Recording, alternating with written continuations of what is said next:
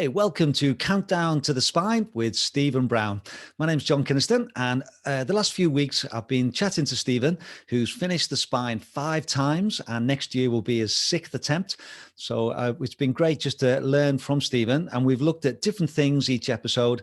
And this episode, we're going to be chatting about kit. So we'll come on to that in a moment. But first of all, Stephen, thank you so much for joining us again. It's now Sunday afternoon on the 29th of November. So the spine race is 6 weeks away. So maybe you can just tell us how your training and physical preparation is going.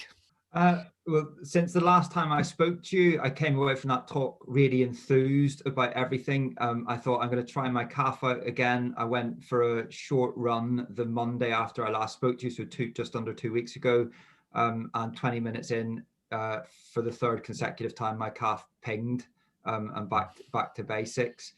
So I haven't, that's it in terms of any attempt at running over the last fortnight.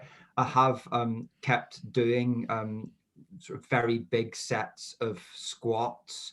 I'm sort of up to sets of about 300 in a go squats, and I can really feel the difference in my leg muscles. But that's all I can do by way of, well, that's all I am doing by way of physical training. I think I've pretty much resigned myself to the fact that I'm not going to get out running again between now and the spine. I think that the risk of causing myself an injury that I've not recovered from by the time of the spine is greater than any physical training benefit that I would get from, starting to run at this stage. So I know that I've got the muscle memory to do a race like this, and I'd rather be on the start line with no injuries or minimal injuries than risk it. So I probably, the reality is I might not get out for another run between now and the start of the spine.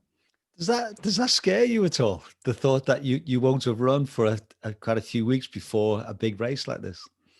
No, it doesn't. And I know that sounds, I know that sounds probably, I don't know, arrogant or stupid or whatever. The most running I've ever done in the spine was in 2019, which is my PB year, and I got to Hut 2 in the Cheviots, and I realized that if I could get from there to Kirk Yetholm, which is I think it's 7 miles, and I realized if I could do it in under 2 hours, then I would finish the race in under 5.5 days, and that was going to be a really good time for me.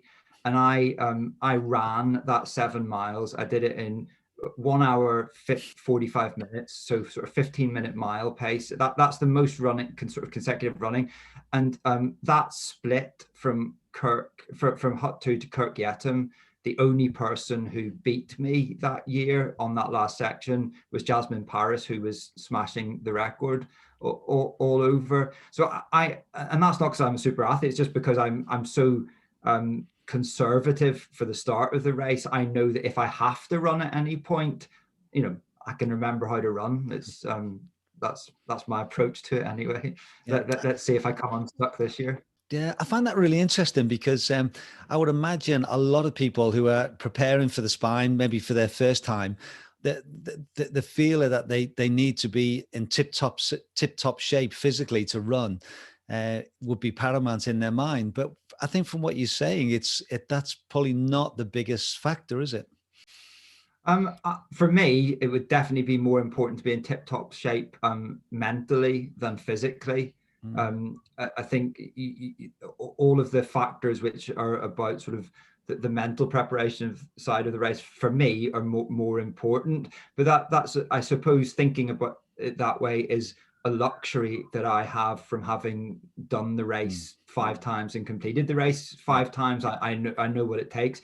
If you're facing the race for the first time, you don't really know what it's going to take. All I can say, if it's of any reassurance to people, is that when I say all this, it's not that secretly I am some super fit, strong athlete, and therefore can do a race like this without a huge amount of physical training. It's that the reality is most people, especially people who are into ultra running, probably already have the physical endurance to do a race like this. It's simply about being able to put yourself through it mentally. But most people are probably already there in terms of the physical fitness, I think.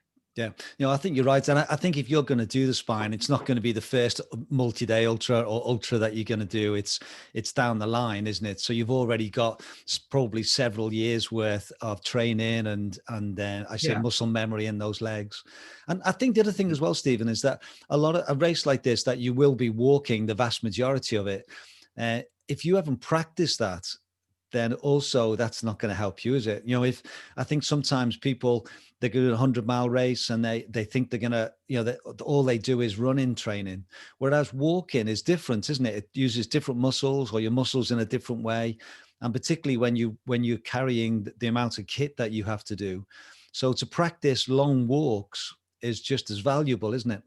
Yeah, yeah, absolutely. I mean, if somebody was sort of, I suppose, asking me what would be good training between now and the spine, is going out, carrying the full pack, maybe with a bit of extra weight, and finding a really steep hill and just walking up that hill, walk up and down, do some reps as fast as you can. You'll save so much time in a race like the spine, because so much of it is trogging up quite steep hillsides. And if you're losing speed or pace doing that, then that will affect your overall race time. So yeah, practicing the actual skills that you're going to use in the race is important, of course. Yeah. Okay. And then the other question before we get on to our top tip for this week is your weight. We said that we would ask you each fortnight how you got on. Last time we spoke, you said you were 12 stone, 3 pounds. So where are you today? Okay. When I weighed myself yesterday morning, I was 11:13. So I'm still going in the right direction. I'd like to be down to 11.5 stone when I start the race, if I can do that. I mean, it's tricky with Christmas coming up, but we're going to talk today, I think, about kit.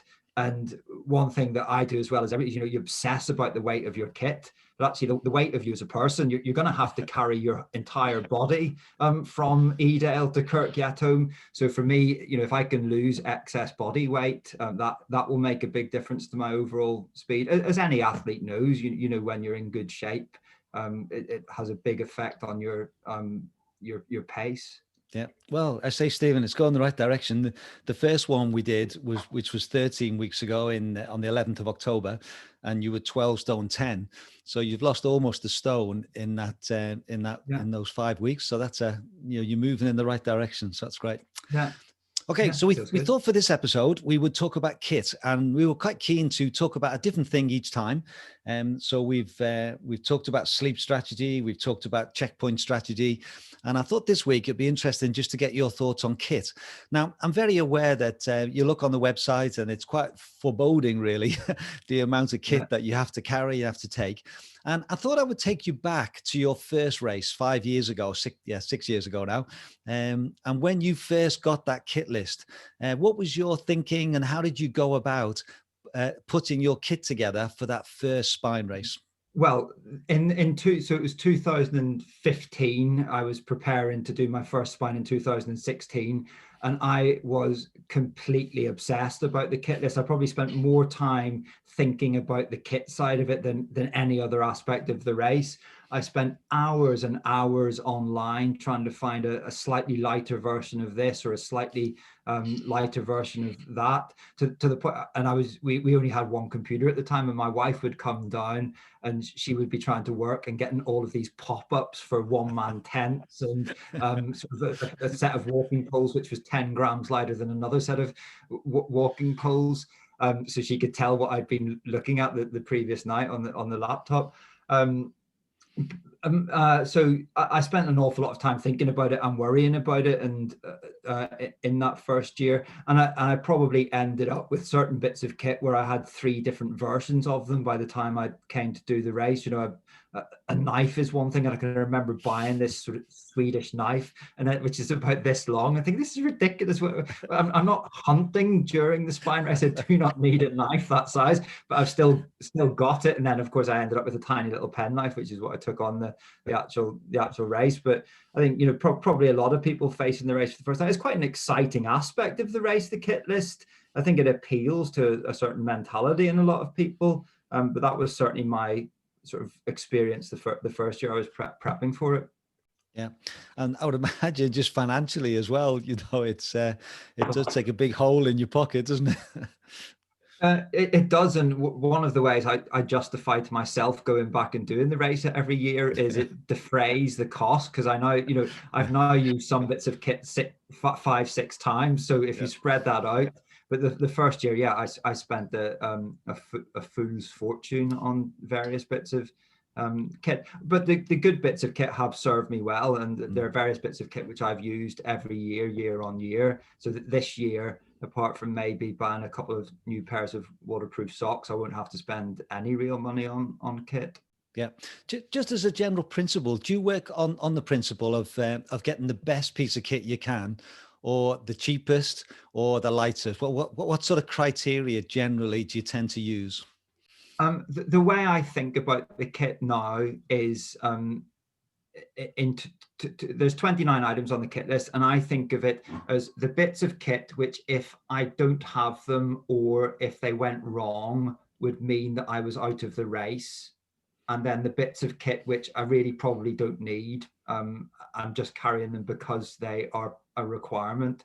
The things which fall into the first category, I will get the best quality version that I can afford, and weight will not be a consideration at all. It will be the functionality and the robustness of the piece of kit. If my race depends on it, that's how I think of it. The other bits of kit, for example, you've got to take cooking equipment. I very, very rarely, if ever, cook during the spine, and if I do, it's a luxury. It's not something I've ever needed to do when I'm out in the field. So that kit is just the lightest weight piece of kit that I can afford to buy, because I know that I'm not reliant on it in order to get me to the end of the race. If that makes sense. Yeah, it does. That's really helpful. So basically, there's two categories: is there a kit which you think is essential that you really need, and kit which you have to carry but you're probably not going to use. Yeah, and the bits which are essential that my race is completely reliant on, a lot of those bits of kit, I will be taking backups, or even sometimes double backups of them. So, for example, the GPS unit is a compulsory bit of kit. You already have, to an extent, a backup for that, because you've also got to carry maps and compass. I happen to know that in the middle of the night, in the middle of a bog, if my GPS unit failed, my map and compass skills probably wouldn't be good enough to keep me going. Well, I'd be so slow that it would completely destroy my race. So for that reason, I have a backup for my GPS unit, which is basically just it's my smartphone, but I've got the OS maps for the whole of the UK, which you can get for a subscription of 25 quid. So I have this in my backpack fully charged. Some years I'll have a spare battery for it as well, fully charged, so that I know if my GPS unit failed, I can just turn this on and it will get me to the next checkpoint at least, for navigation. So a lot of bits of important kit I might have backups for. Yeah. So is weight not the biggest factor for you? Because I remember watching John Kelly last year, and I think a lot of people were quite surprised at the size of pack that he had. I know he had all the equipment in, you have to sort of pass it, but he was running with significantly smaller pack than the majority of runners, wasn't he? Yeah, but I mean, people like John Kelly are at the elite end of a race like this, and they're elite athletes. So that comes with an awful lot of things. He's in the race to win it. Someone like that, his mentality probably is that if a piece of kit failed and meant that he couldn't finish the race, well, he'd be disappointed. But he's there to win it, not simply to finish the race. If that makes sense. Whereas that's not my mentality. I'm there to enjoy it, and I'm there to finish it. And so I have a slightly different approach in that regard. But the other thing is, someone like John Kelly is possibly only going to be 12 hours between checkpoints, whereas somebody like me might be 28 hours between certain checkpoints. So I'm going to need a lot more kit perhaps to get me from one to the next than he is. He can run himself out of trouble, whereas I can't, because I'm not that sort of athlete, if that also makes sense. It does. That's a great point, I think, because I think that's true of a lot of races, but especially so in the spine. If he is, I say, moving that much quicker, and so his time away from checkpoints could be half what you say in your time.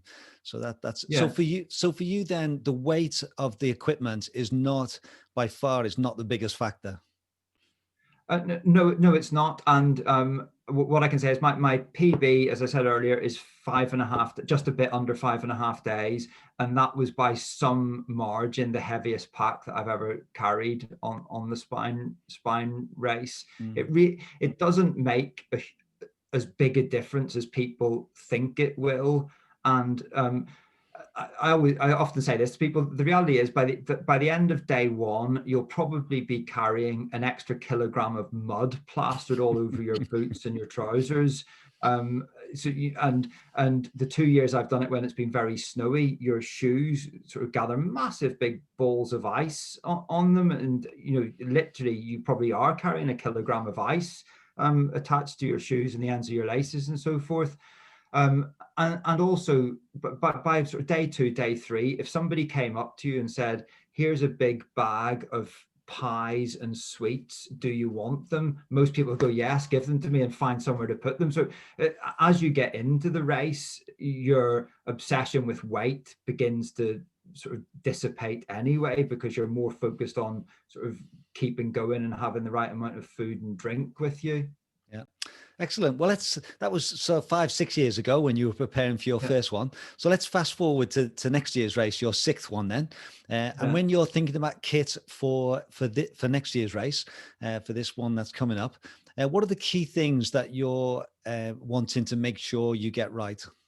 Well, I suppose sort of going back to my earlier point about the things which are sort of race critical to me and the things which aren't. So for me, the race critical items are my GPS unit, my lighting system, because I'm going to be doing a lot of moving in the dark. If that fails and I can't see, then that's race over for me. And keeping my extremities warm, my hands and I don't suffer too much with cold feet because you're moving all the time, but keeping my hands warm enough, that would be important to me. So those bits of kit are ones where I tend to have sort of redundancy. I've already explained that I have a backup for my GPS unit. I'll have a spare head torch, and I often have and I probably will take this year, a hand torch. I find a hand torch can be really useful in certain conditions, very foggy conditions. Having a low light can be more useful than a headlight. So I tend to have backup for that, and I tend to have I wear sort of woolen mitts and some over mittens, but I'll also have spare gloves in my backpack just in case I don't know, fell into a stream. If I sort of think through what would I do if I fell into a stream and got completely soaking wet? Would there be a way of sort of getting myself dry enough and warm enough to keep moving? Because I know I have a good friend who did the race and dropped out one year because he literally did fall into a stream and became hypothermic, and he had to DNF for that reason. So I sort of think through what I might do in those circumstances. Yeah. Well, let's just take a couple of those things. I think the gloves one, I think that is a big factor, isn't it? Because you can have everything else right, but if your hands get wet and cold and you can't get them dry again, that is a game changer, isn't it? If your hands are so cold that you can't undo a zip, that you can't undo an energy bar, that you can't drink because your hands are so cold. So just tell us about your strategy then with your gloves.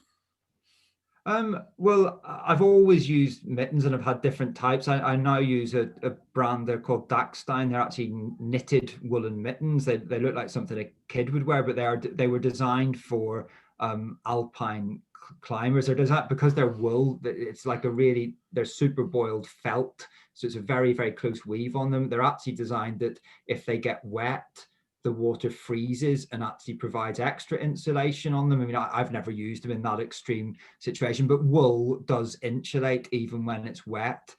So I use those to keep my hands warm. And it's I suppose it's about like having strategies to not let your hands get cold and wet in the first place. Mittens aren't particularly good for using a GPS unit with, so it's just about being sort of efficient if you have to take it off to use your GPS unit, getting it back in and warm. A lot of people take those, those little chemical hand warmers, a set of those, and some years I've had one or two of those in my backpack just in case I did get my hands really cold. That would be a way of warming them back up again. Having one of those little chemical heat packs, for example. Yeah. So on those mittens, then, do they sort of come on and off quite easily? Because I think sometimes if there are some gloves that once you've taken them off, if your hands get a bit swollen or a bit cold or wet, that the nightmare trying to get them back on again, aren't they? The mittens I have are these, and so they really do right, yeah, come on and off. They're you can see they're sort of like a felty wool material, but they're lovely and warm. Yeah. You can't, you don't have much dexterity, but so that they would be a lot easier than a pair of sort of damp gloves might be to get on and off, and that does make a big difference. Yeah. And then over those, would you have a waterproof mitt over the top of those when it's wet? Yes, I do. I've got some waterproof over mitts, which are really big and they just slip over the top of them. The kit requirement on gloves has changed over the years. I think now it is a requirement to have some sort of waterproof over glove or over mitt, but that's the system I use. And then I'll also have a warmish pair of gloves with fingers in my bag, because the kit requirement is that you have to have some gloves with fingers as part of it. I tend not to wear them, but I'll have them in there, and they're my backup if I lost one of those, for example. Yeah, excellent. And you talked about your GPS, because that's a game changer if you don't know where you are and you're getting lost. So you've talked about that system. You talked about your head torches. So you have various ones and backup batteries and a handheld torch as well. Talked about gloves.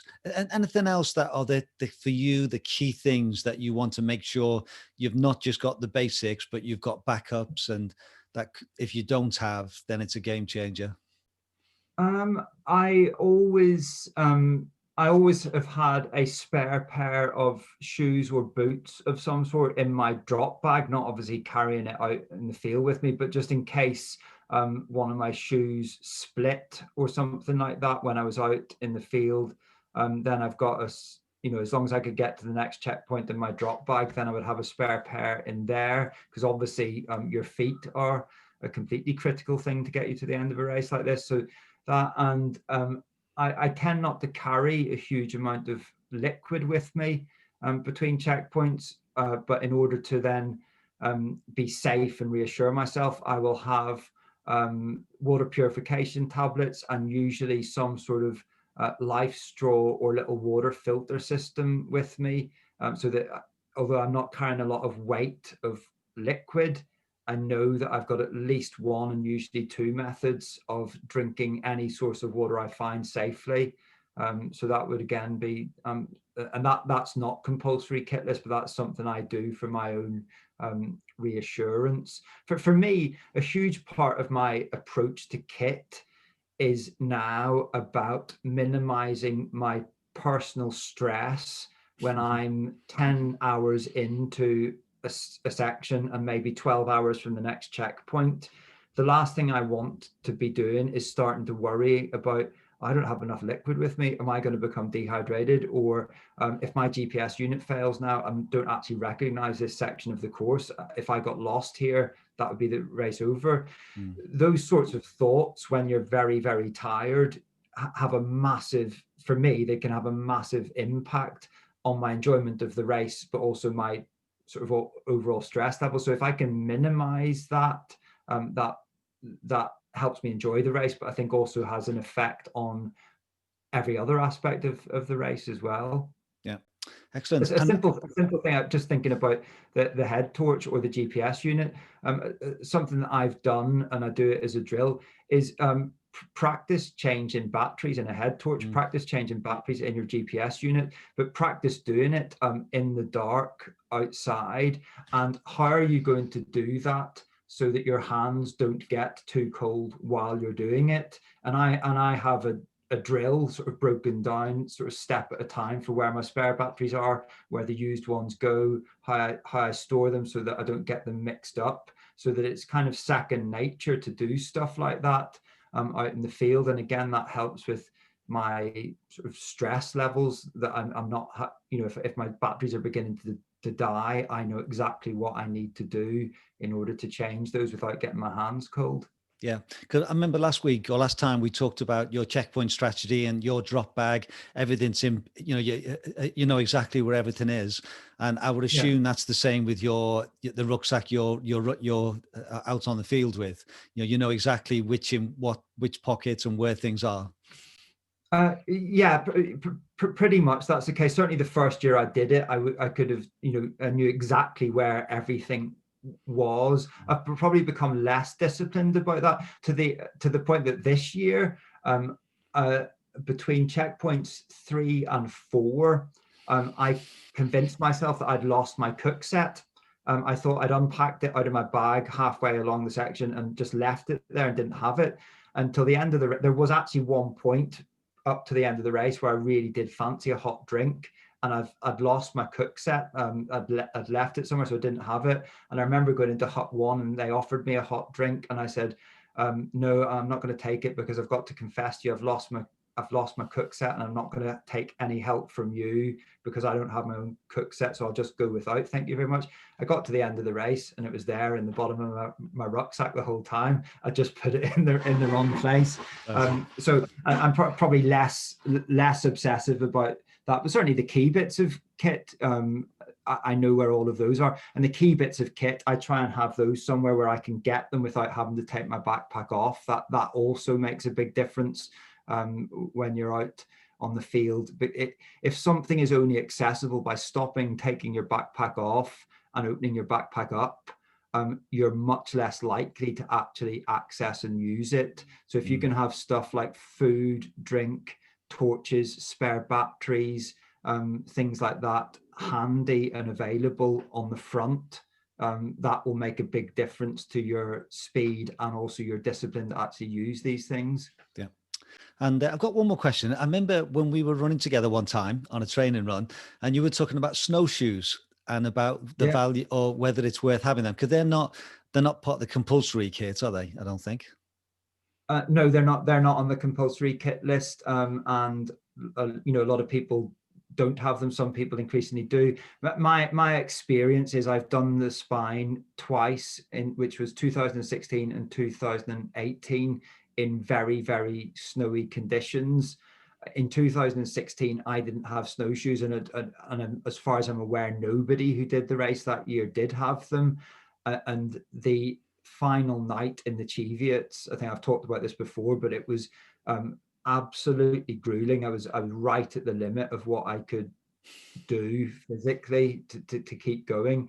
In 2018, I had snowshoes with me, and I was in the Cheviots with a good friend who I know through the Spine called Harshan Gill, and he also had snowshoes, and we put them on, and the difference they made going through deep snow was astonishing. So now I always have them in my drop bag, and if the conditions are right, then I will take them on I'll pick them up at the relevant stage and carry them. And I've carried snowshoes an entire leg without having to use them once. And they're a pretty heavy and bulky bit of kit to strap onto your backpack, but the difference they would make if you did need to use them, I know from personal experience, is definitely worth the additional weight. Yeah. Great. Well, it's been really helpful this afternoon, and some great advice again. Any final tips on kit? The main one is just, as I've said already, you don't need to worry about the weight of your kit as much as you think, or certainly that's my experience. I obsessed about it the first year, and I now realize the weight isn't actually that important. I would much rather carry a heavier pack, which was really comfortable, than a light pack, which is going to chafe on me. So the actual physical pack that I use now is about 3 times as heavy as the backpack that I used the first year I did it, but it's a super comfortable pack to wear. It's got really good padding on it, and it doesn't give me any chafing. So that's much more important to me. So my final tip is, don't worry too much about the weight. It's probably less important than you think it will be. Know how to use your kit as well.